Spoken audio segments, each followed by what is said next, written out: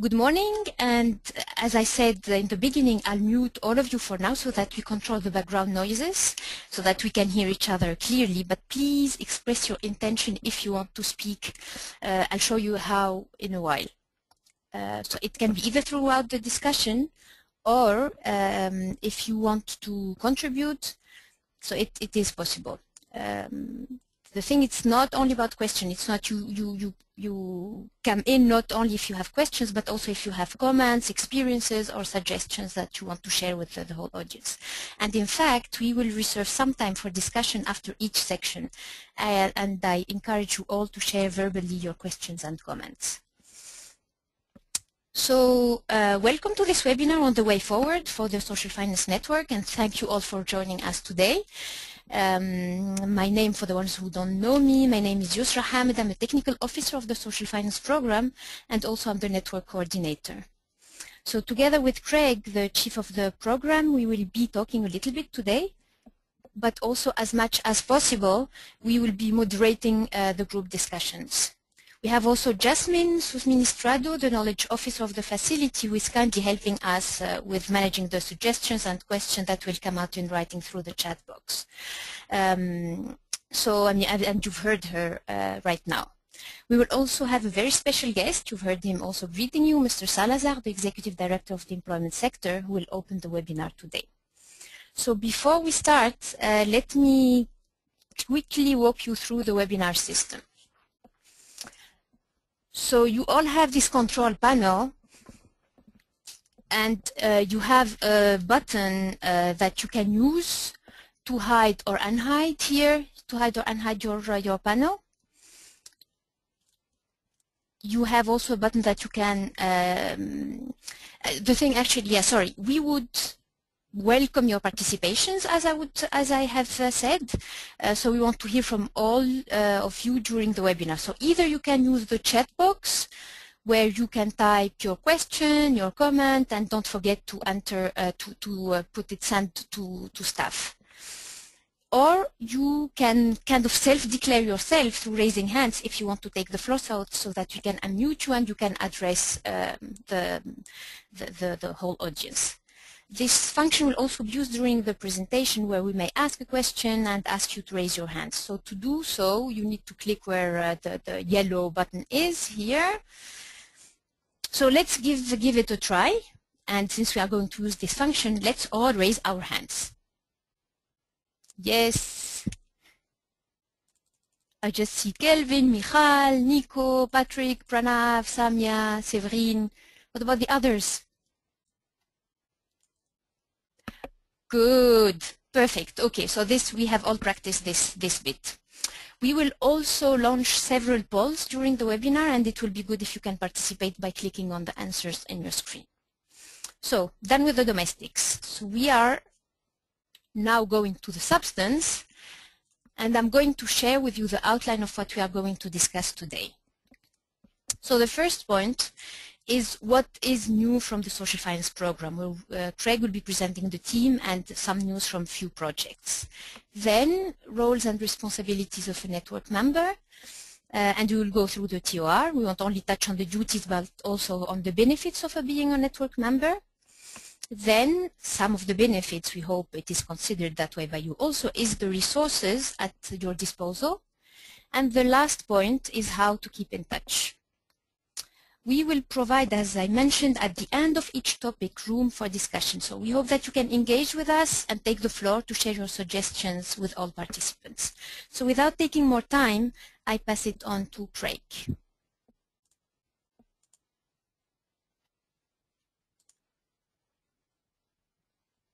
Craig, the floor is yours.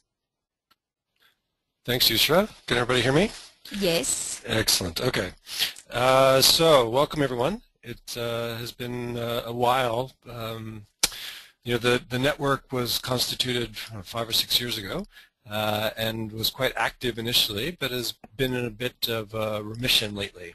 And so we're quite keen on getting it up and running again and getting it active. In fact, there was an evaluation done last year, a thematic evaluation on social finance that was done, and it came out with very, very clear recommendations about the role of the network and the need for it to be re-energized. Let me just quote a bit from the evaluation. It says, the social finance network needs to be revitalized, expanded, and relaunched, and its composition should be reviewed to ensure that all relevant staff become included in the social finance network. And there's sort of more details about how to do that. And a big piece of it is really using technology as a way of improving communication and being able to strengthen the capacity of staff members around the ILO to effectively use financial services and financial policies to achieve the ILO strategic objectives. So this webinar is really a way of getting into that and sort of operationalizing the recommendations that came out of the evaluation. I think the importance of the network was also highlighted last year when we did a review of all of the TC projects that exist in the ILO. In fact, Gustavo, who's on this webinar, did this review for us, and he in looking at all the project documents, found that 1 out of every 4 projects implemented by the ILO has some sort of social finance component. So that really highlights the importance of having the technical capacity to support those components, and the social finance program itself isn't sufficiently capable of supporting 1 out of every 4 projects, and so that's why the network itself is, this broader involvement of people throughout the organization is so critical to being able to make sure that these components are supported effectively. And then lastly, I think the network is a really good illustration of what the new Director General has been promoting in terms of the sort of 1 ILO, de-siloing.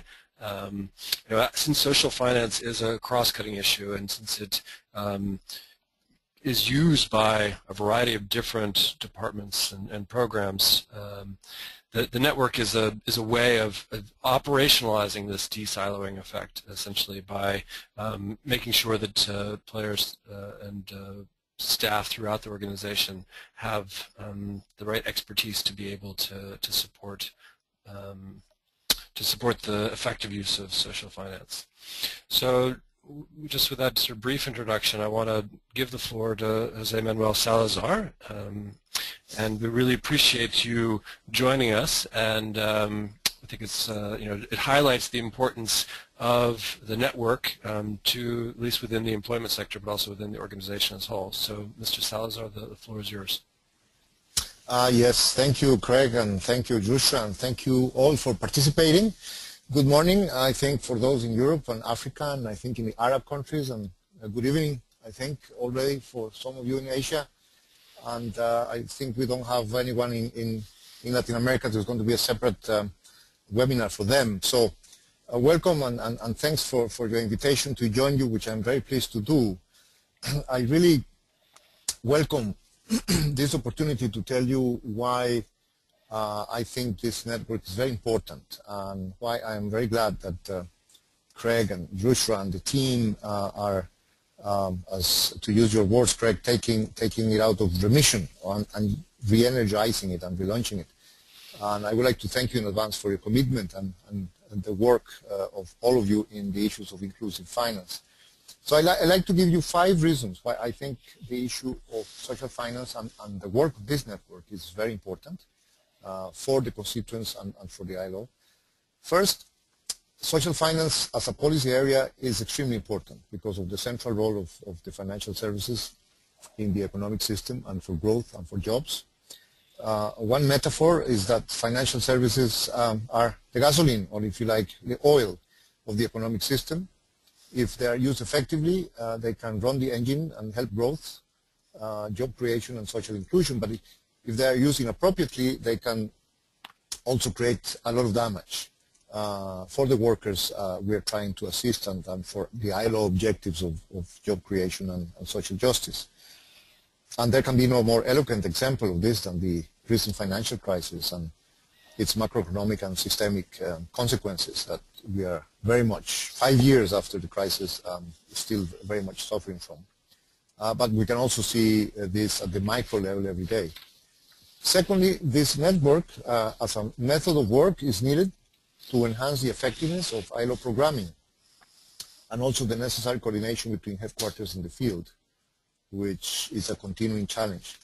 As you know, one of the 11 working groups of the reform plan that the Director General has put in operation is on programming and headquarters and field coordination.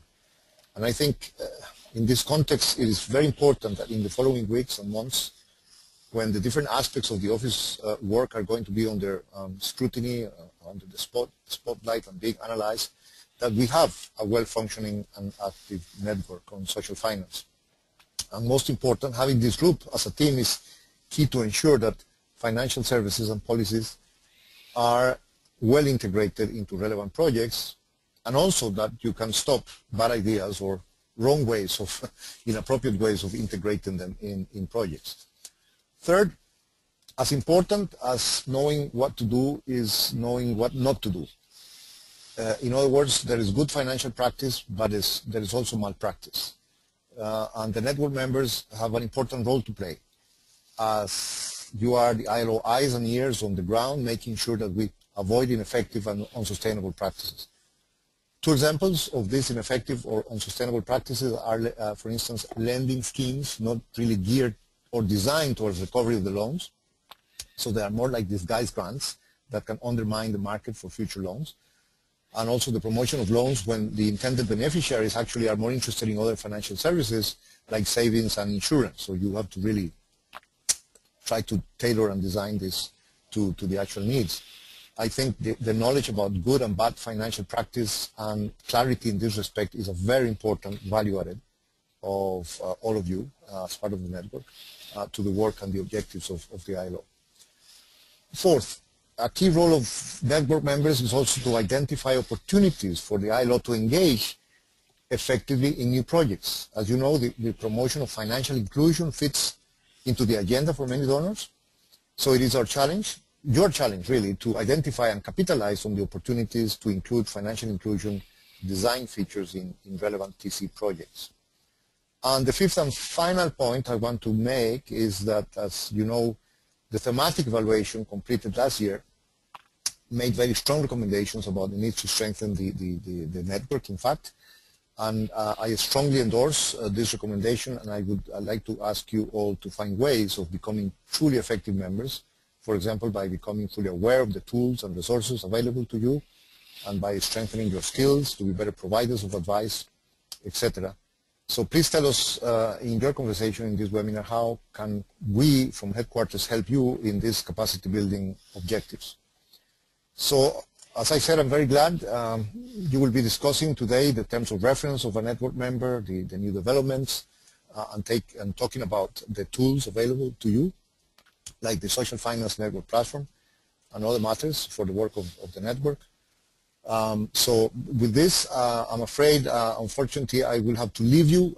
Was invited very much by Craig and Joshua to stay, but I'm on a mission on Friday. I have lots of things to do, but I'd like to finish by wishing you a very good webinar conversation and to give all my support to this activity, and hopefully you can really have this kind of conversation every 3 months or so in the future. So thank you very, very much, and have a fruitful conversation. Excellent. Thank you, Jose Manuel. We really appreciate you taking the time, despite your busy schedule, to open up this webinar, and for your strong guidance. I think quarterly meetings along these lines are a reasonable suggestion, and hopefully we can figure out how to make that happen in 2013. And I just want to make one small correction. We do actually have somebody from Latin America and the Caribbean. Kelvin is somewhere in the Caribbean, and he's up at 6 o'clock in the morning to join us. So we really appreciate the dedication that he brings to this. Very good. Okay. Thank you again, and I'm leaving you now. All the best. Okay. Thanks. Cheers. Bye.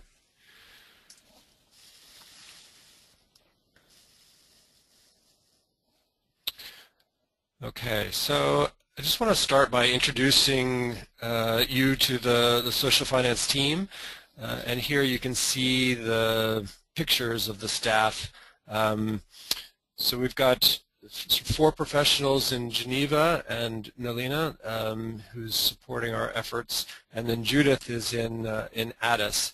For those of you in Asia, last year or in previous years, we've had Valerie Breda in the Bangkok office, and unfortunately she's not there anymore. So we're certainly short-staffed in Asia, and that I think raises the profile and the importance of the network because there isn't a social finance program staff in the region.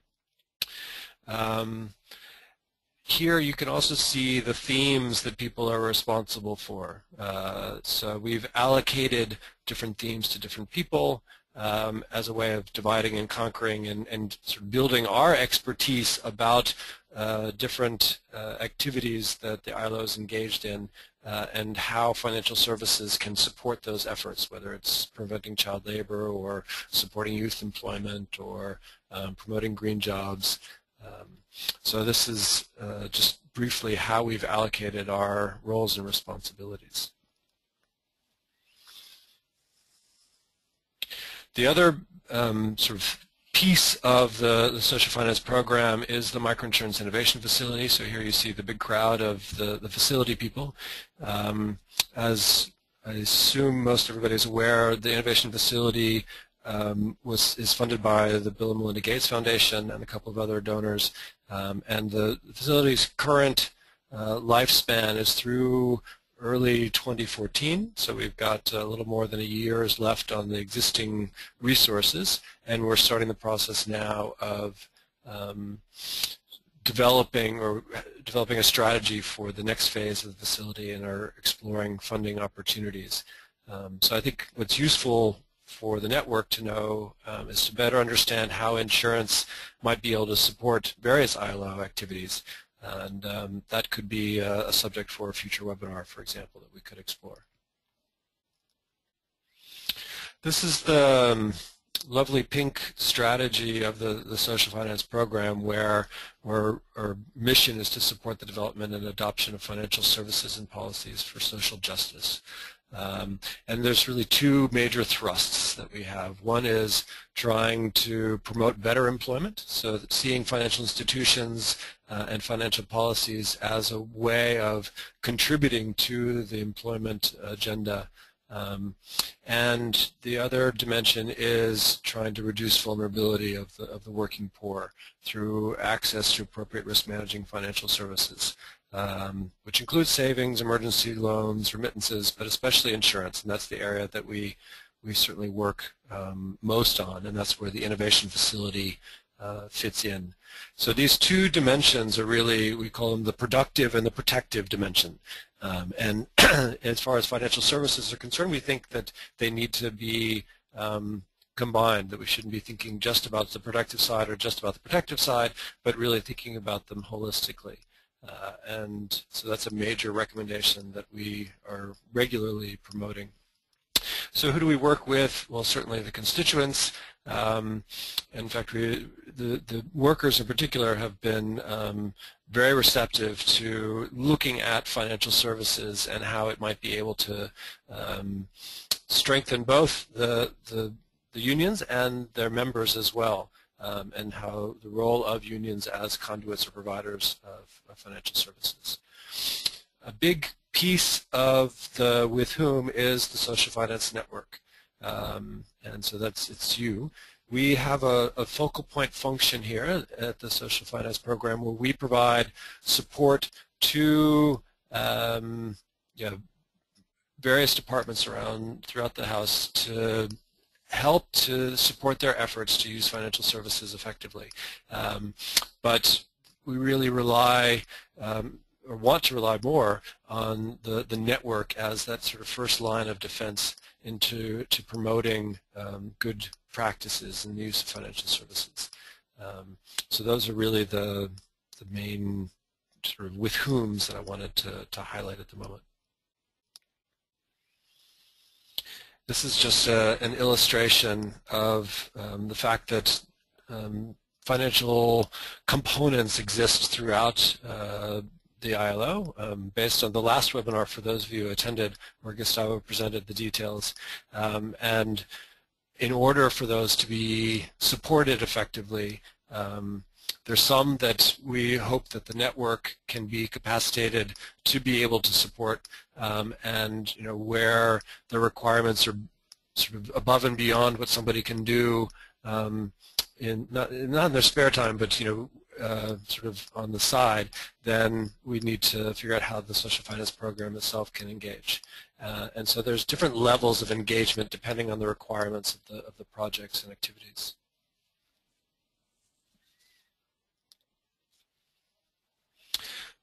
So just briefly, the two main projects that the social finance program has engaged in, sort of as the front organization or as the front department in the ILO right now, are these two: the Microinsurance Innovation Facility that I mentioned already, and this Microfinance for Decent Work project.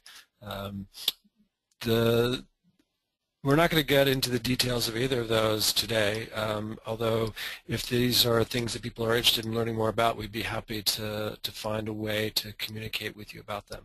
The Microfinance for Decent Work project was particularly interesting because it worked very closely with many of you to be able to see how microfinance or financial institutions could be addressing different sort of decent work deficits or areas for improvement, particularly among workers in the informal economy, using the various expertise in the house, whether it's on child labor or on migration or on formalization or occupational safety and health, how microfinance institutions could be conduits for promoting the messages and tools that different ILO departments have.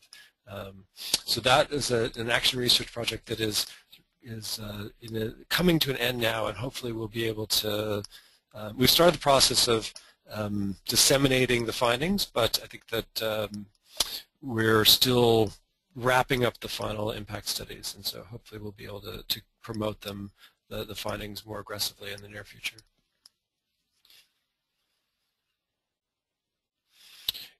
Here's a few examples of other projects where we aren't taking the lead on them, but we have an active role to play in providing technical support to these various projects.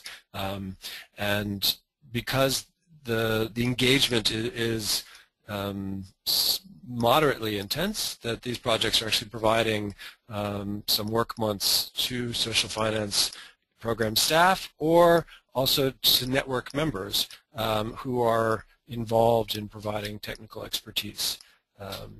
And so you see that it runs quite a range of different types of projects for different purposes. There's definitely some clusters around child labor, not in this list, but in general, around small enterprise development, around youth, but you find that these types of projects exist in lots of different places. What I wanted to do now is pass it back to Yusra, who will move us into the core of the discussions around the role of the network and the different tools and resources that we have available to support your efforts. Thank you very much, Craig. So let me start with a little bit of history about the network. So in 2005, the ILO adopted his social finance policy statement called Microfinance for Decent Work, and this mentioned the creation of the network as a way to bring coherence to the actions of the office in its programs and operations, since, as Mr. Salazar and Craig mentioned, this is somehow an area that we can find used by different units and projects. So this policy was made effective through a circular in 2006 that expressed the responsibilities of the program as a focal point in order to implement the policy statement together with the network. But the real launch of the network was through communication by Mr. Salazar to the regional directors and to the department directors that trickled down to office and unit directors and to the nomination of members on a voluntary basis. So what we have seen actually through the evaluation of the network in the overall evaluation of the social finance that was mentioned already, as well as through informal discussion that we had with some members, that the members find themselves somehow quite alone, without the recognition, without the support they needed from their offices or units for their additional effort. So basically, being a network member sums up in some cases to additional burden without recognition. So we are quite aware of this. So we decided to take the issue up to HRD and to the employment sector and to see how we can better adjust in terms of status the roles and responsibilities of a network member. So for the moment, the terms of reference and the official communication to be sent to the directors, to the offices and decent work team directors, have been reviewed, and it encompasses in terms of role and responsibilities this what you can see now. So actually, a network member is requested to participate in the RB programming activities at the unit or field level office, bringing at the attention of the office the need of the constituents in terms of social finance, which sometimes is not all the time well taken care of, but also the work being done in this area and the potential opportunities for both the office and the constituents. The second point is perhaps to identify the needs of the department in terms of tools, services, knowledge generation, knowledge sharing, particularly with regard to programming issues. The third is to assist SFP in organizing capacity building. This capacity building can either be done by the social finance network member himself or herself with tools and materials and presentation that can be provided by SFP. Or if there is a bigger need, we can take this this request on as a social finance program. The two next points are quite linked to projects. So the first one is act as help desk of the office or unit and provide referral services if it is possible, and delegating more technically complex questions to the social finance program.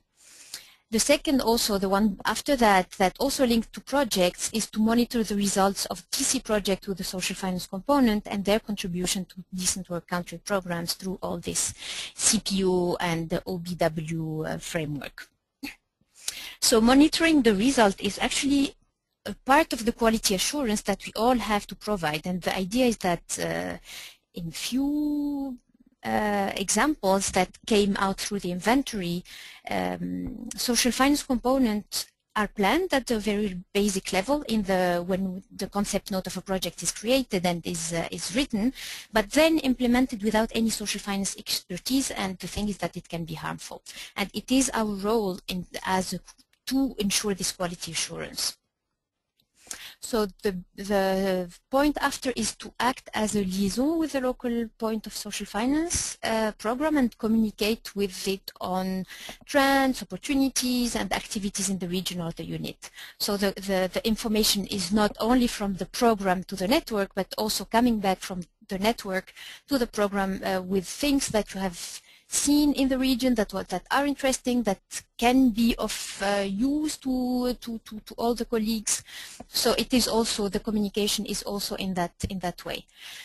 The last point is to contribute to the social finance publications, and we have called to open some of you in the past, and we will certainly be doing it also perhaps in conjunction with this idea of sharing from the experience of the network, from the experience of the projects that you are either implementing or overlooking and backstopping, in order to share with the bigger crowd of the social finance network members.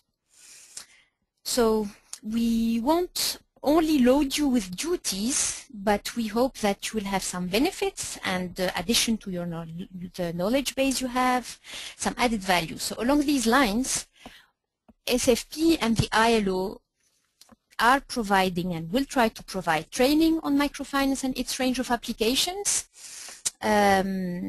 so that we also try that some staff development funds are allocated to this training linked to social finance, but also providing tools to help the members monitor TC projects as well as activities with microfinance components that are in the regular activities of a unit or of a field office.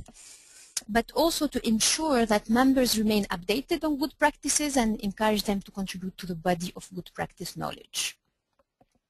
Another additional point that we hope we'll be able to provide is that we are also providing, I hope, now, is to be responsive when you refer colleagues for the more technically complex questions to us. So we try to be very responsive and as effective and useful as possible. So the last point, and this is a new thing that has been discussed widely with the HRD, is that the SFN member tasks to be duly included in work plans and also assessed in the evaluations under the performance management framework. It is some of the issues that came up from the evaluation and the discussion that, okay, so we are doing all this additional work and it is not reflected anywhere. So linked to this and also linked to the first point on training, so in members' appraisal, in your appraisals, if social finance is identified as a field for strengthening capacity as a need, we will be happy to try to identify ways of doing things, either to refer you to trainings that already exist, for instance, the Boulder Microfinance course, or to encourage you or to give you links to online courses if you don't have the time. If it is a collective issue, we can organize a webinar, meetings. We can try to be creative to answer your needs. But if it is reflected in your work plan and through the performance management framework, so this time spent on acquiring skills on social finance is part of your development agenda, and it's not something additional that you can't fit anywhere in your work plan or in your work agenda. So in this time of the year, I think we all start working on our work plans for 2013 and beginning of cycle appraisal. So if you think it's needed, social finance is needed, don't forget to mention this capacity building in social finance in your performance management sheets. Another issue as well that has been raised by few of the members is this grading contracts issues. Unfortunately, we can't really do much in terms of recognition links to grades, as your bosses are not within social finance program, but we can assure you that every time that SFP can support a grading or a promotion with a recommendation, I'm sure that Craig, SFP chief, would be happy to support on that.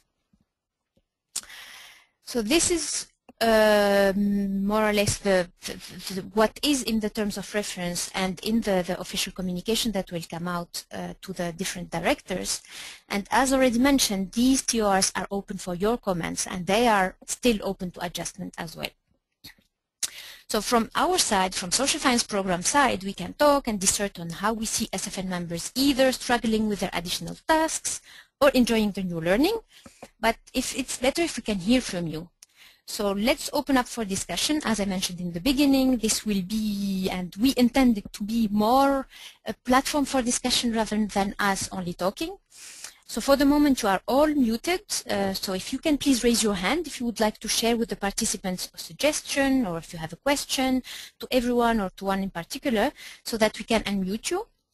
And if you don't have a headset, please type your question or comment into the chat box, and Jasmine will read it out at one point. So while you are figuring out how to raise your hands, I guess you know now since we have done a very nice practice in the beginning. And for the sake of structuring a little bit the discussion, I'll put 3 questions on the table. So the first one is more addressed to all Social Finance Network members that were active. So the question is, how was your SFN member role beneficial to your work, and how was your advisory role to others in your office? So besides your own work, how did you advise and how did it go? How did you advise other members in your office? The second one is more for the ones that would have liked to do more, that are old SFN members, would have liked to do more, but unfortunately were not able. So what were the barriers in being as active as you would have liked to be? And what do you suggest so that SFP can help you to resolve this issue? The third point is from the point of view of a recipient of a focal point services, in case there are some among us. So how are you did you benefit from the technical backstopping? So let me see who Hideki raised his hand. So Hideki, you are unmuted, so please you can go ahead and share with us your experience. Hideki, do you hear me? Okay, my turn. Okay. Yes, Hideki. You raised your hand, right? I think you pulled my hand, but it's the same thing. Yeah. Okay. Go ahead. So you have been an old SFN member, one of the very first ones, and you've been quite active. So I guess you are going to answer the first question, right? Right. Hello everyone again. I'm Hideki from India. I think I'm picked probably because I'm one of the heaviest users of social finance services, and for me, it's not terms of reference, but it's more of what I'm already doing, and yeah, I'm really benefiting from the existence of social finance program in the headquarters, because I'm not a full-fledged finance expert. I think you wanted me to share concrete examples about how my role as a social finance network member beneficial to my own work, and how I've been doing advisory role to others in my office. I'd like to share 3 examples, or 3 categories of examples. The first one is in conducting assessment of demand and supply of financial services whenever we are requested some advisory services by the constituents, governments and donors. So basically I pulled either the social finance expert from headquarters or external consultant recommended by the headquarters to do the demand and supply mapping of financial services in a given country. And basically I could pretty much rely on the work as almost like a black box, so that I don't need to supervise and monitor and follow up. So it was great, and I found the result has been highly technically solid and satisfactory. The latest case was we are about to finalize the livelihood assessment of 22 different points within Afghanistan, focusing on returned refugees and the communities that existed there. And without the involvement of the social finance expert come consultant, it was impossible to do this. The second area I've been utilizing social finance network, social finance expertise is pulling specific tools to support capacity building and TC projects. One of the earlier slides mentioned a project of mine, Way Out of Informality for South Asia, where we have 2 technical inputs from social finance program. One from Microfinance for Decent Work pilot, because we had a formalization pilot through an Indian microfinance institution. And on the other hand, the Microinsurance Innovation Facility have done several works to enhance and accelerate the access to social protection scheme of the government by the poor and marginalized. So government is extremely happy, and they are excited to further work together. So this TC project has a very strong component of social finance inputs. In other cases, we have utilized some of the training courses, such as making microfinance work for the capacity building of microfinance managers and microfinance institutions managers, and diversification of their product line. We did it for Nepal. The third and last category, I've been utilizing social finance expertise, and where my role is also important is capturing the bad practices inside the office and outside of the office. It is often, colleagues do not necessarily have financial literacy to structure integrated interventions.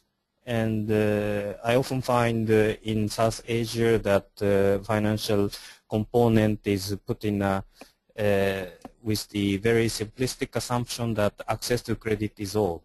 And just as Mr. Salazar mentioned, often that's not what is most needed. Same thing happens with external programs funded by someone else, and ILO is often invited to address the livelihood, micro-enterprise, jobs, job creation, etc. And then we often find community finance is structured very wrongly, unsustainable manner.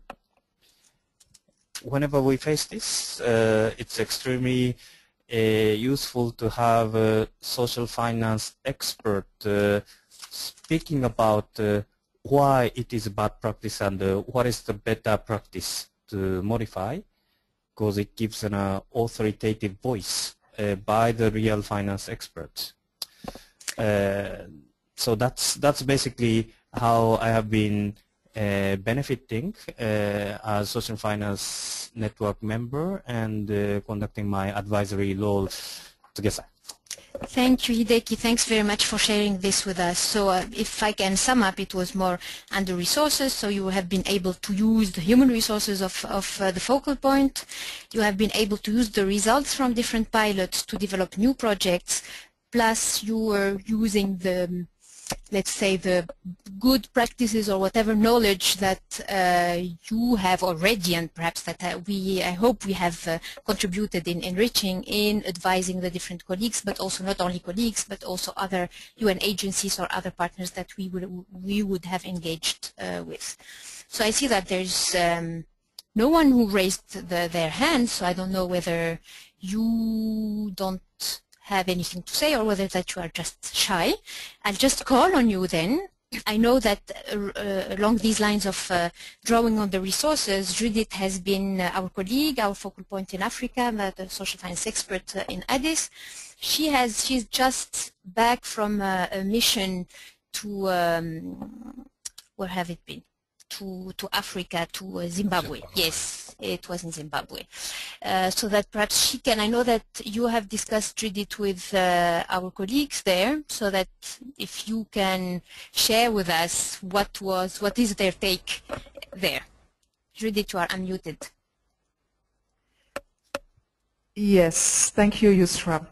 Indeed, the project manager from Zimbabwe, he could not join us for the webinar, but he told me to summarize the key challenges on his behalf, and I will also summarize the recommendations that I made and also identify some ways in which social finance network members could engage in the future to overcome some of these challenges. So this is a project called Skills for Youth, and it has two components. One is to train youth and then provide access to finance so that they can start their own businesses. And the other component is to link youth to apprentices so that the youth are learning a skill on the job. And under that second component, the program also provides access to finance for the apprentices. Now, when I came in, the second phase of the project was just starting.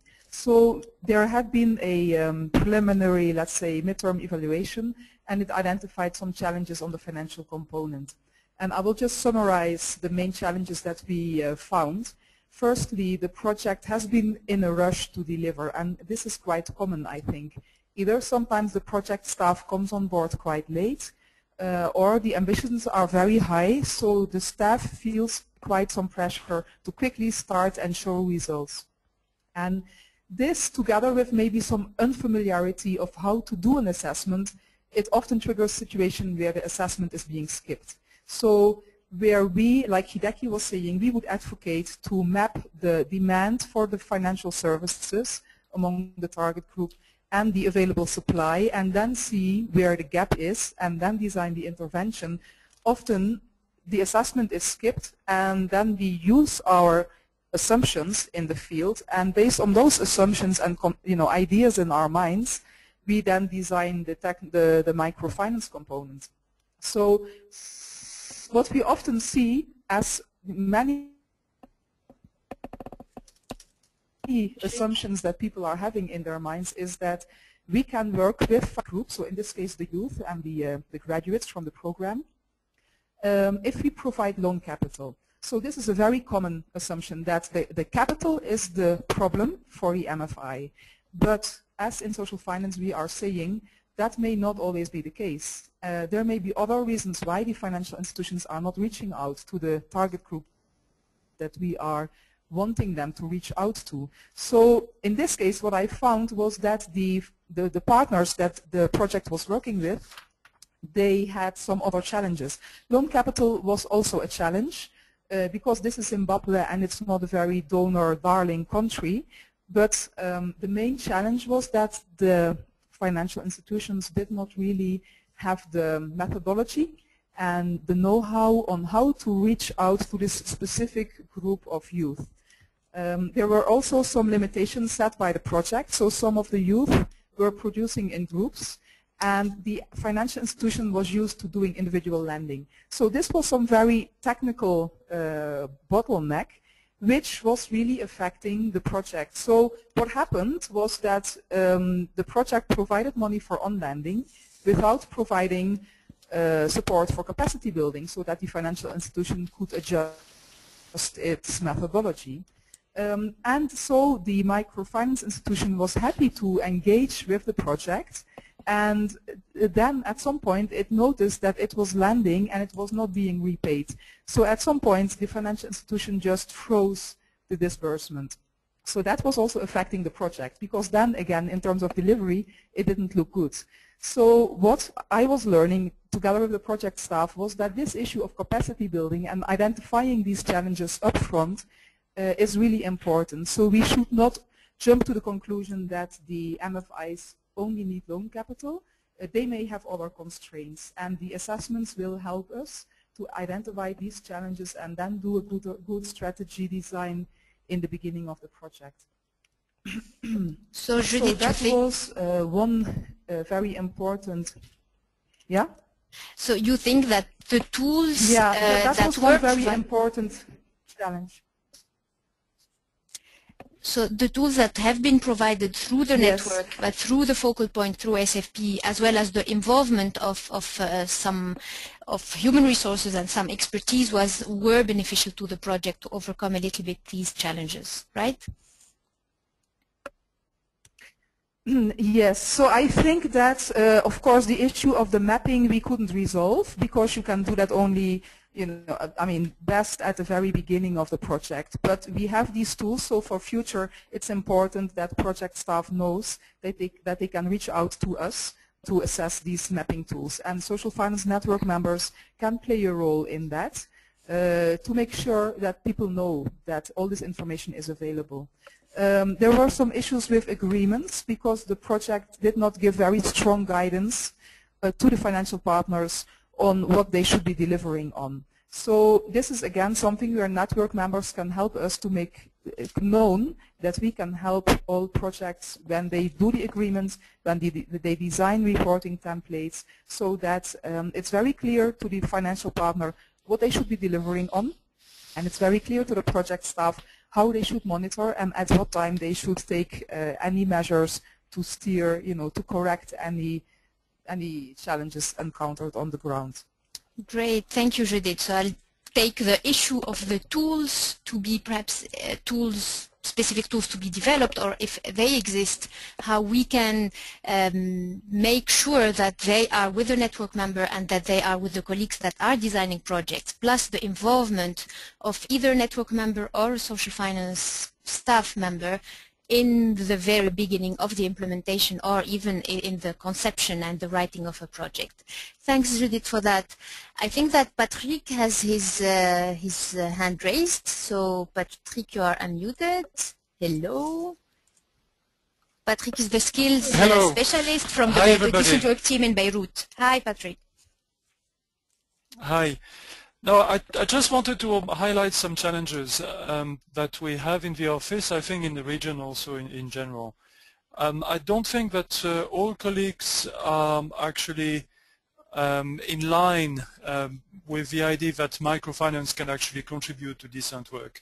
I think that to a large extent microfinance is perceived by several, if not many, of the colleagues here actually as undermining the right-based approach to access services and so on. So I'm very keen to know more about the work that, Craig, you were saying you're doing on the social protection flow, and how this can actually be linked to a social protection flow. I think that if we want to increase the portfolio of activities on microfinance in the region, it would really pay off if we could have a visit of Craig here to actually have a frank discussion with DWT and to see where we can actually plan something solid ahead. I think there are some very strong, strongly entrenched resistance against microfinance, and that would help. Another comment that I wanted to make is that we need really to have something which is more outcome-based in terms of what we're supposed to be doing. Because if you say, well, you're supposed to participate in the monitoring, yes, we can participate in the monitoring, but can we actually put in place a proper quality assurance system for all the programs that have a microfinance component? I think this is really a different ballgame. And if we're serious about it, we should really try to find the ways to do it. And I'm not sure that having someone who is doing it, on top of everything else, would actually allow for this to happen. Thank you, Patrick. I'll perhaps take the last question and let Craig answer to the first one. In terms of this quality assurance, we are trying as much as possible at the headquarter level with the collaboration of PARDEF to be involved in the appraisal mechanism of projects. So if perhaps you might have seen now in the appraisal checklist there is, do you have a social finance component in your project? So we try to screen few go through the net, but up to now I think it has been quite successful that very, very few projects go out to the donors without social finance program having a say at them. But also, besides this very formal system, I think that it is even better if either the program, the staff as here, or the network, you or all of you that are in the field or in the different technical units, if you hear of something, so that of a project being thought or being, so that either you provide directly the tools or you refer to us, or so I think it is the formal system is there with PARDEF through the appraisal checklist, but also it can be beneficial if we are involved even in an earlier stage. So I don't know, Craig, if you want to comment on the first question, the first comment from Patrick. Okay, I don't hear Craig. Sorry, I was muting myself. But thanks for the input, Patrick. That was very helpful, and it's useful to get that type of feedback. In terms of visiting and having a frank discussion with the Decent Work Country team, I'd be happy to see how we could make that happen and what would be good timing. But to the specific question about the link to the social protection floor, I think we see a couple of different dimensions. One is, if we're talking about cash transfers, that shouldn't be in cash, that it should be through savings accounts of some sort, and this is a way of promoting the financial inclusion agenda so that people have places where hopefully they can start building up assets over time rather than getting money and spending it right away. Another link to think about is that most of the, say income support type activities are on a regular basis, but they don't adjust depending on people's exposure to risks. And so if you could add an insurance component to that that would cover some of the risk part, that would be a more holistic way of enabling people to both have income and manage risks. And then specifically related to health insurance, I think we see the microinsurance component as being complementary top-up benefits to the basic packages. So if people have access to certain type of health insurance benefits, but it doesn't include transportation, for example, or it doesn't include pharmaceuticals, that they could also buy additional coverage in order to get a better package. So those are the types of ways in which we see social finance linking to the social protection floor, and don't at all see it as undermining the right-based approach, but rather complementing, topping up, and enhancing the effectiveness of both tools. Thank you, Craig. I think Dennis has his hand raised, but before, Rakawin asked the question through the chat. How do you engage with trade union credit cooperatives? Rakawin, I know that you need to leave soon, but I just wanted to tell you that we will cover this a bit later in the conversation. Just let me tell you that we are working, and we have developed in the social finance program a program for trade unions it's called Inclusive Finance for Workers. We will talk a little bit more about this afterwards. So I hope, anyway, perhaps it's also a note for everyone. This webinar will be recorded, and we will share with you the link. So for the ones who were not able to attend, or like Rakawin, who need to leave soon, so that you have the recording. So Dennis, the floor is yours. Dennis, you are unmuted, so if you want to comment on something. Okay, can you hear me? Yes, I'm really having issues here. Yeah, we can hear you, Dennis. Great, good morning. Good morning. Okay, good morning, thank you. Just a response to your questions. I think for me it's been a great benefit in being a member of SFN, because I think there's a lot happening in the 5 countries we cover in Anglophone West Africa. But more specifically, I think there's been a great movement in Nigeria, where we're based, and recently with the launch of the financial inclusion strategy for the Nigerian Central Bank, there's been quite a lot of requests coming to the ILO to see how we can assist, specifically dealing on an initiative on the financial inclusion of women entrepreneurs into microfinance. So really the role as SFN focal point for me is now going beyond providing technical support to colleagues in the office, but more and more to responding to questions to some of our partners, in this case the central bank. So that's one. And I think just having come into the discussions slightly late, but I overheard some discussion about including this into our performance management system. I think is a great idea. Secondly, on the barriers, I think obviously, I don't know if this has been talked about, the fact that we have plenty of other things to do other than being SFN and focal points is quite a barrier, because we really have to juggle our time to provide the sort of support that is required of us from our colleagues in the office, but also our partners out of the office. But also, I think the inability, I think someone said the inability for us to provide sometimes substantive comments to issues of social finance, given that in my case I'm not really a finance person anyway, so it's a bit of a challenge in trying to get, because some of the requests really want immediate feedback on some of the questions that are raised, so that is a challenge, and perhaps and I know I think I need to to more and more, I think, network with colleagues in the network to see what sort of experiences they've had and good practice they've had elsewhere.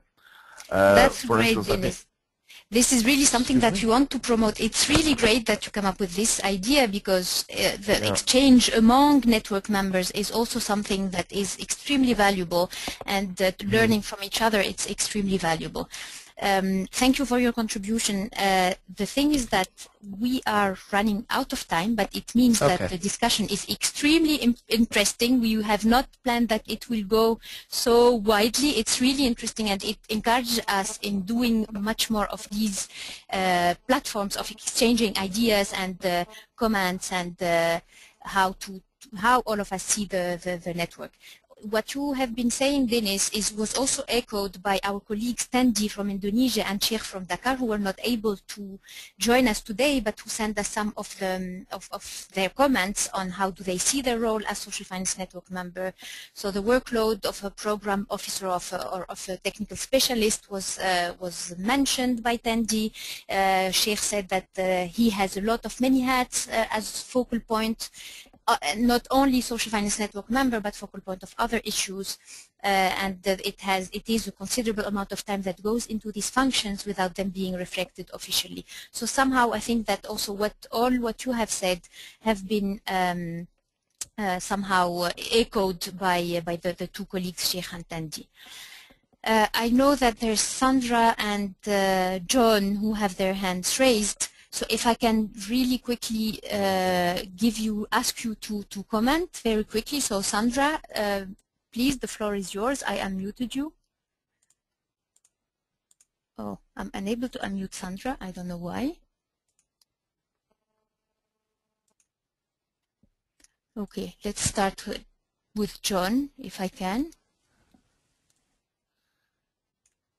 Hello, John here. Hi, John. Morning, everybody. Just to follow a couple of the comments we've had just now. First of all, Patrick raised the question of seeing how the social finance theme can fit in with the social protection floor. Just to say that in Beirut, of course, you have Ursula on the decent work team there. She was very heavily involved in the development of the social protection floor idea and initiative. And I hope that you will involve her very closely in that discussion. Second thing is really following from, first of all, what Hideki was saying, and then Dennis. I guess Hideki has been a gratifying member of the network in that he's used the facilities, the framework, very actively. Somebody like me has probably been a disappointment to you because it's been rather rare that I have. No, you are never a disappointment.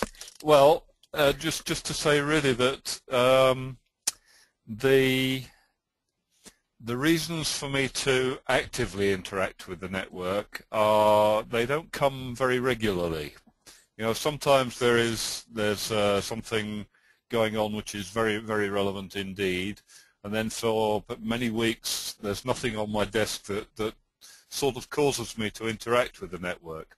So I think as you sort of renew the network and refresh it, what I would ask is that you try and do it in a way which, even if you would like everybody to be involved sort of every week, please recognize that for some of us it's inevitably going to be more intermittent. Does that make sense? Mm-hmm. Yeah, that's a good suggestion, John. Okay, thanks. Okay, thank you, John, for this. Sandra, I don't know why I can't unmute you. That's really... Let me try to have this issue, this technical issue dealt with, and I'll come back to you. Sorry, Sandra. So thank you all for your comments and sharing of experience. So we are taking notes, and we will, I mean, it's really wealth of suggestions for either for the terms of reference or for the additional webinars to be organized, or additional tools that we can provide to you. So the thing is that we have asked you for your time, for your involvement, as John was just mentioning, your commitment. So, but we can offer, what can we offer you in return? I think it's quite reasonable question to ask. So the most important part of what we can offer is linked to knowledge of the social finance topic based on our exposure to inclusive finance globally. So this is translated into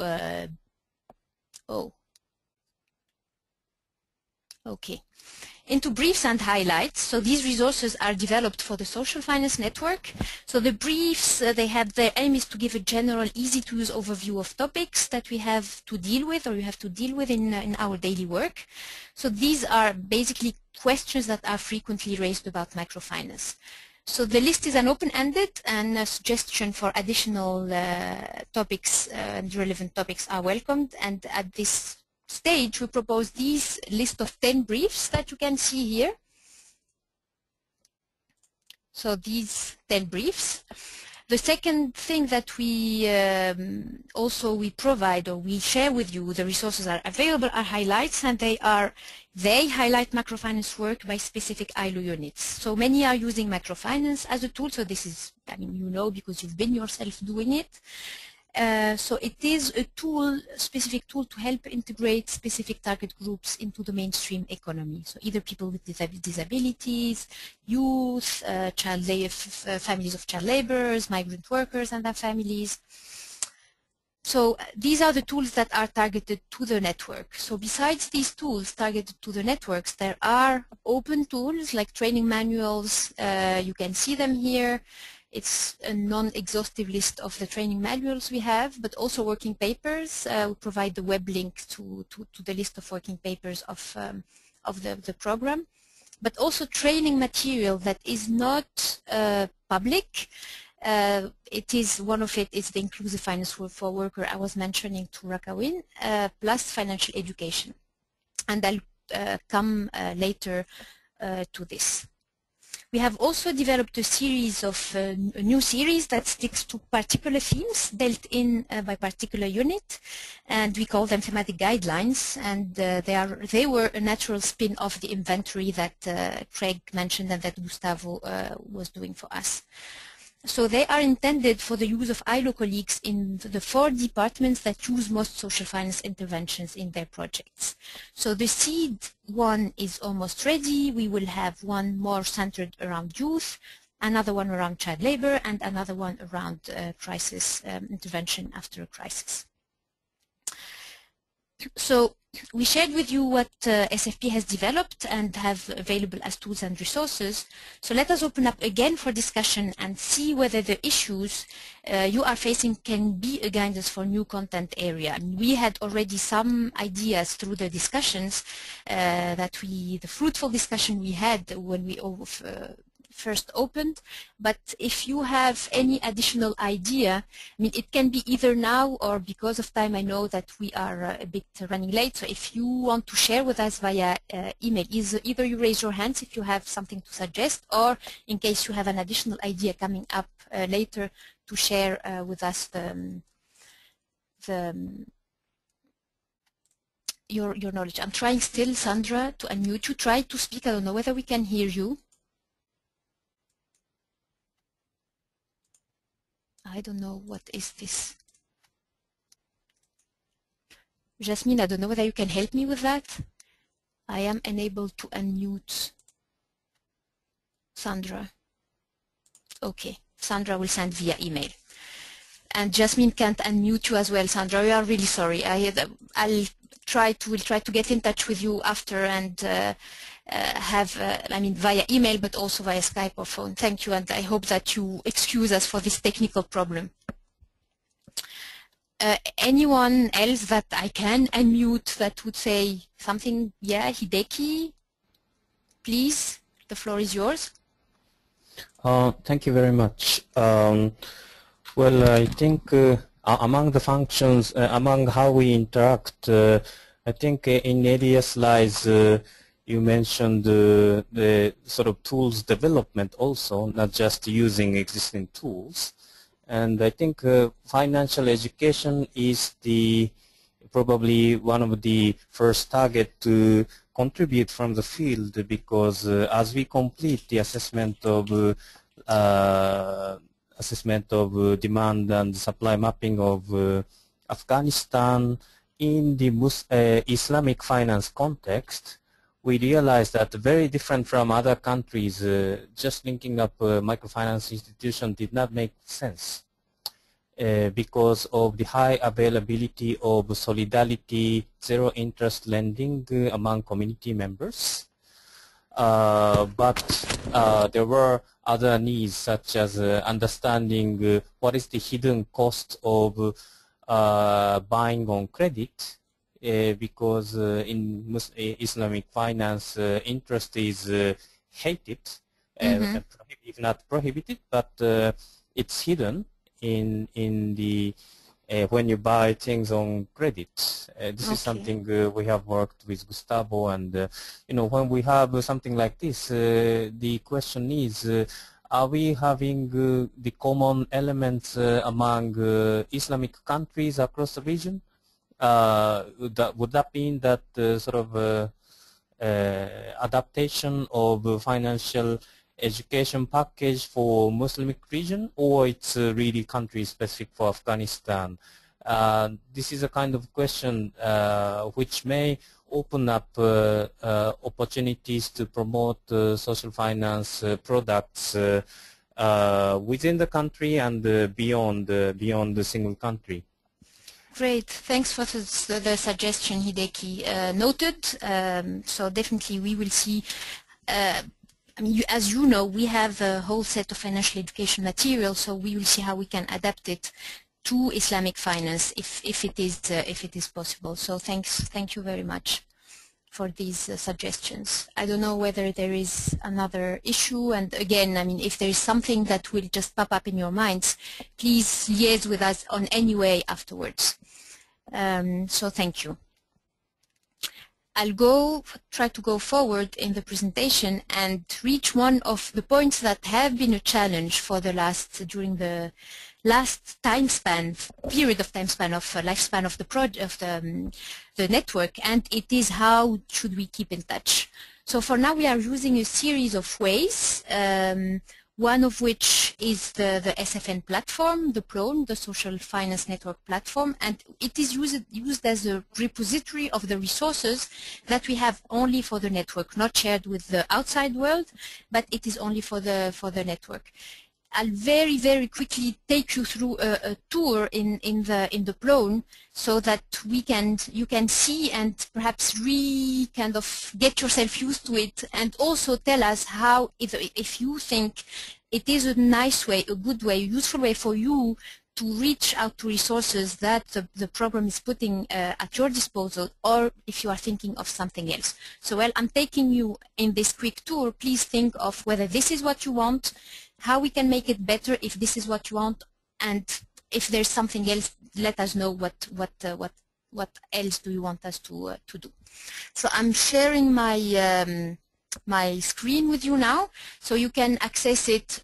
You can access the social finance platform either through the list of Papyrus ILO list, or it will be in the website as well. We will have a list. A link, sorry, to the platform. So this is what you'll see when you first reach to open the link.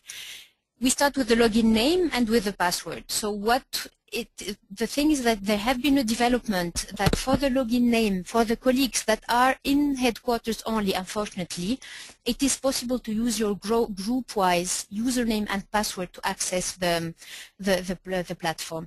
For the other colleagues, perhaps a trick is that you put your password for the platform the same one as the group-wise. It is not automatically linked, but at least you can have a trick not to forget your password.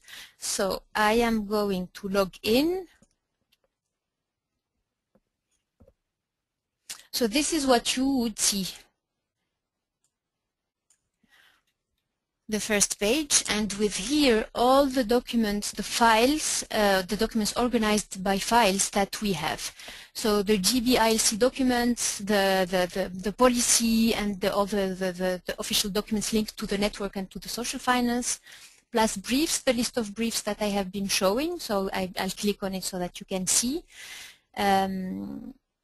So all the briefs here, you can click on one and you will have, it will take you to the brief, to a link to the brief. You click here to get the file and then you have it. To go back, so we go to home and scroll down to the list of menu. So we have also a list of manuals and trainings, publications, the newsletter, documents and issues linked to social partner, the partner units, the documentation around the social finance network, so the terms of reference and really like the formal kind of administrative things linked to the social finance network. Plus here, for some of the events we organize, we also put the documents here and the files. This is the strategic planning workshop that happened a few years ago for the Microfinance for Decent Work Action Research. And here it is the Microfinance for Decent Work Action Research documents, events, workshops that are linked to the dissemination of the findings. So this is a way of going through the content of the platform, but also there is another way where here you can search. So I don't know, for instance, you want to see what are the kind of documents that are linked to youth, so that you have here a whole list of documents by, like, ranked by pertinence, whether it is something that is talking about youth or not. And you can see whether these are the kind of documents that you want, and by clicking it will take you to directly to the document. And it highlights as well your research criteria. So this is also a nice way of kind of going through the plone and browsing through the resources, because I have mentioned, and also it is a question to answer the request by Rakawin on the trade union thing. There are, as I said in the beginning, the manuals of the ILO, of the social finance program, are public goods. They are on the website for everyone to use, but what is not really open is the documents, the presentations that are around them, like the PowerPoints, the session guides, or all the material that is used for training. This kind of material will be, and we started now with inclusive finance for worker, but we will also have a whole set on financial education that will be at your disposal in case you want to go to do a training, or I mean, of course we will be here as well to help you, but I mean, at least you have the documents here. So this is these are all the documents that are linked to inclusive finance for workers, and that are at your disposal. There's a tab for some of the things that we think are important and that you would like to access very easily. So the briefs is one of them. So you can click here and it takes you directly to the list of briefs. What you can do as well is that here there's a portal notification. So if you want to subscribe to this, so that in case there is any changes here, if there's a new brief, if there's a translation of a brief that is posted into this file, so that you are directly notified.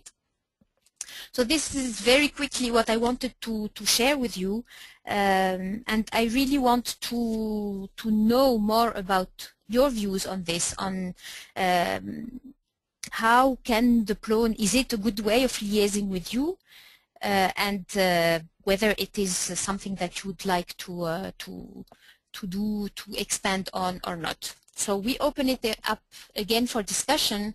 So the questions is it the right solution? If not, what other solution do you suggest? If yes, how can we make it more attractive, and what should be done so that you visit the plone more often? So we'll go with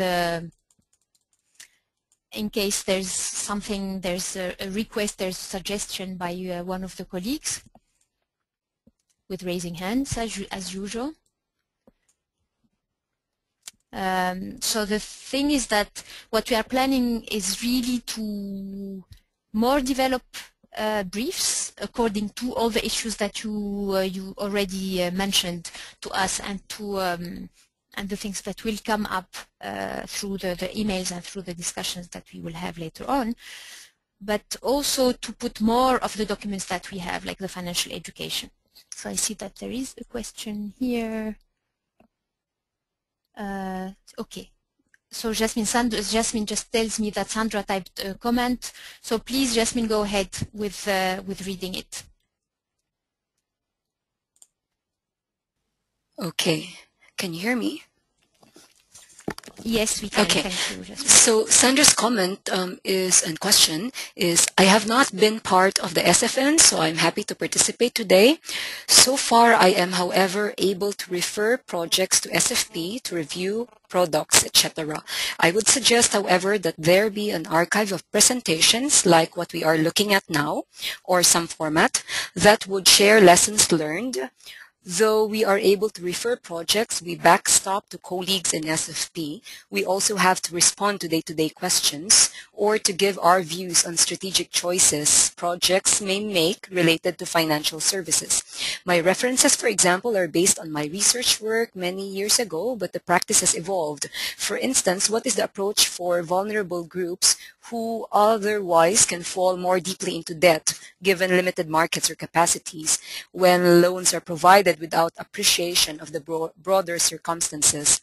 Apart from the training manuals and working papers and formal briefs, what kind of formats can be developed for SFN network members, even internally, so that there is an accessible and candid views can be shared based on common questions on current practice or interventions? Having a better understanding also enables us to more strongly include SF components in the development of new projects. So that's the comment and question typed by Sandra. Thank you very much, Sandra. Thank you, and thank you first for typing your suggestions, and thank you for the suggestions. So the archive of presentation, the answering to day-to-day questions, the candid views between the exchange of views between social finance members. It is all taken into account. It's really valuable, extremely valuable suggestions, and also that kind of echoes also with other network members and with what they have been saying. So in case there are no other suggestions and hand raised, let me go further. I'm really sorry about the time. I'm trying to kind of rush. So let me very quickly tell you what other things do we have. So the website that we are revamping now, the emails, so it is the usual way of exchanging, but also the MailChimp, it is a new way that SFP and the facility have moved to. This is a new mailing system in order to enable us to send more targeted and engaging and interactive content. So in case if you want to be still engaged with the program on other ways, so there's the link here if you can register yourself. So there are also Skype phone calls. We have been doing it obviously not on a systematic manner, but also we wanted to know whether this would be something that you would like to have periodically. Every 3 months we will have a call bilaterally, social finance network member and the staff from SFP. So if it is something that you would like to have. What we have been doing as well is meetings of the network piggybacking on other department meetings like the one that have been done a few months ago for the global meeting of enterprise. Webinars is also something that we have done already, but we plan to do more now, plus the newsletter. I don't know whether we would have time to go deeply into these, and we have planned to have your views on the different aspects. So if you have a quick suggestion to share with us, whether it is you find them useful, whether we need to drop perhaps one of them, whether to need to do more of some of them, please raise your hand so that we can open up the discussion to you. Okay. So perhaps should we move ahead and share with you, I see that there is a comment. Yeah, so Dennis has commented. Jasmine, tell me that Dennis has commented. So please, Jasmine, yeah, go ahead with reading. Right, so it's just a short one, in fact. So Dennis says the clone is a great idea. A suggestion is to send alerts of new additions to the clone to encourage users to visit it more. Great. Thank you very much, Denise, for that. Point taken. Perfect.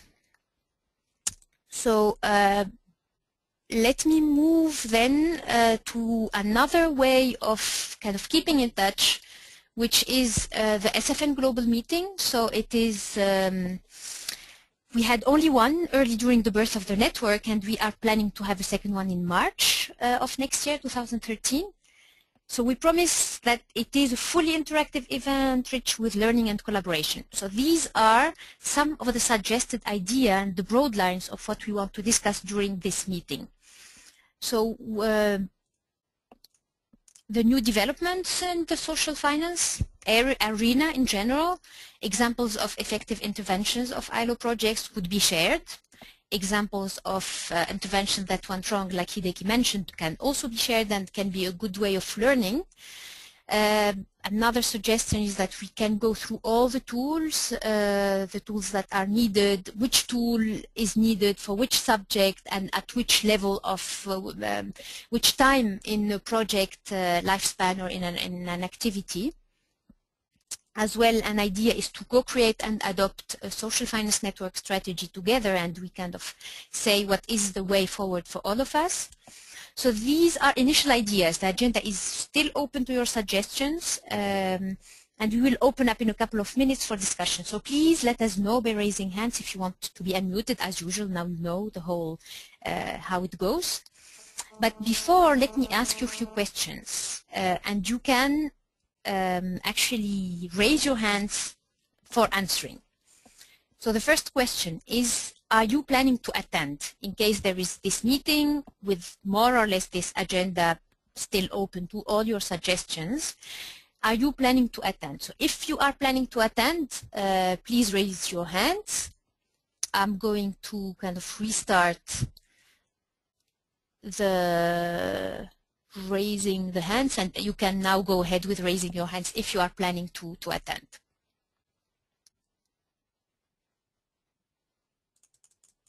We have 2, 3, 4, 5, 6.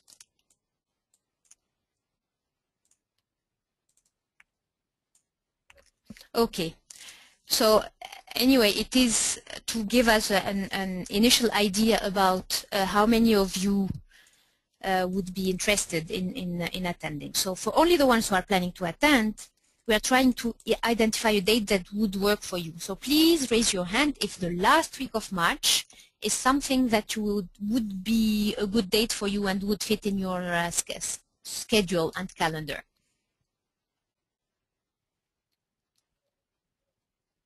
Two, 3, 4, great. Okay.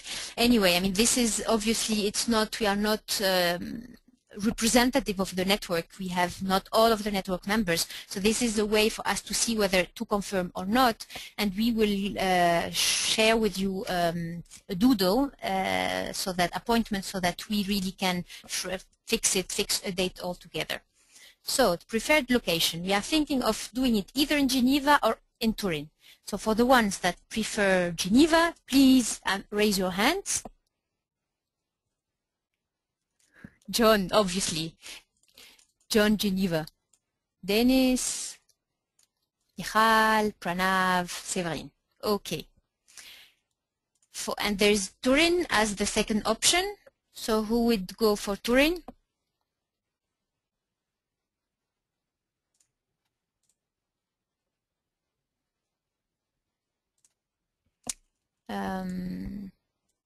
One, 2. Okay, 2 for Turin. Anyway, I mean, taking into consideration that it will be really constrained by budget, so we need to think of the, also we will take into account your what do you want, but it will be also a matter of budget. This will address the question sent by Hideki about funding.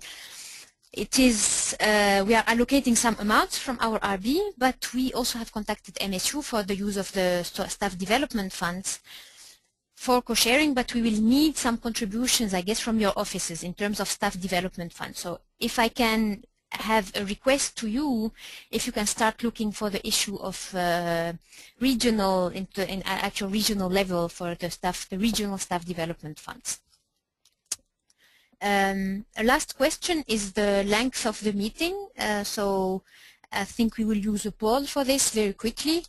You will have, it's the question 2, Jasmine. So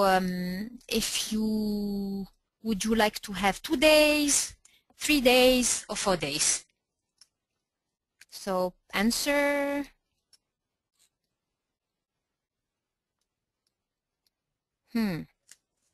It is between the 2 days and the 3 days. So if we can, I hope that you all answered, so that let us close the poll. And we have 55% of you who prefer 2 days and 45% who prefer 3 days. It is taken as well, it will depend on the agenda, on your suggestions for the agenda. So we will, all your comments and all your suggestions are taken. So now we open up for discussion and suggestion for the agenda. What would you like to see added in the agenda? Is this something that would answer our expectation? Do you need any additional items? What would be of interest to you? So in case there is any request, if you can raise your hands, if someone wants to say something.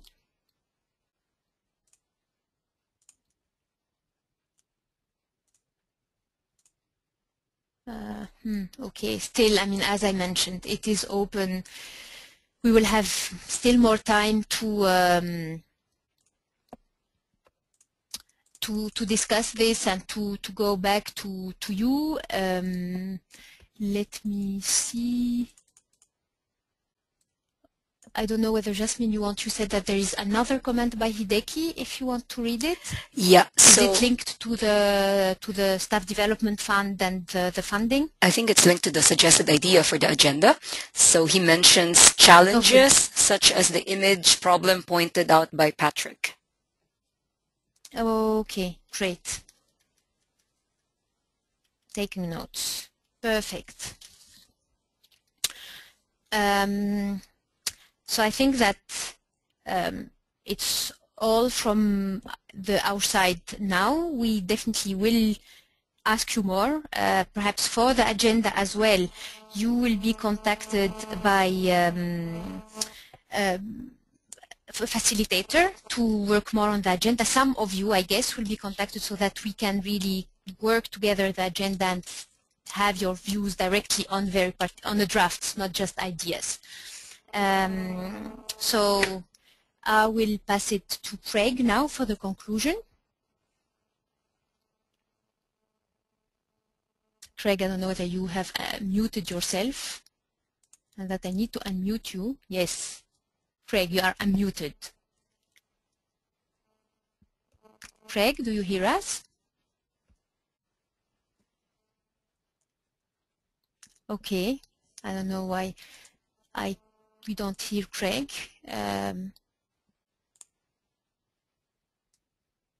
Okay, Craig? there we go. Sorry. So yeah, sorry about running more than 20 minutes over schedule. I appreciate those of you who stuck around for the whole thing, and I appreciate the feedback that you've given us about this global meeting that we're hoping to have early next year. I think in order to get the participation and inputs from the broader network, because not everybody was able to participate in this webinar, we'll send out a survey monkey to give you an opportunity to provide more thoughts both on the content and perhaps about the mode of discussion as well. But I just want to thank everybody for this first step in reinvigorating the network. And whether you're an active network member like Hideki or more of a passive one like John, I think that there's certainly scope for everybody. And I think a lot of the concerns that people have raised about this being an add-on to their job, I think we recognize we don't want to overwhelm you, but we also want to make sure that you're able to perform your network function effectively. So I think the idea of having this sort of two-stream more active and less active members is an interesting suggestion that we should figure out how to operationalize. Lots of good advice coming through in terms of content areas that need to be developed and modes of communication. So I think this was a very helpful first start, and I just want to thank you all for your active participation and your willingness to stick around. And sorry again that it's run over. But have a good day, and we look forward to interacting with you again soon, and hopefully in March or whenever this meeting ends up happening. And thanks to Yusra and Jasmine. Yusra has spent a lot of time pulling this together, and you could see and how well prepared she was. So thanks, Yusra, for doing such an excellent job of pulling this together. Thanks, Craig. Bye, everyone.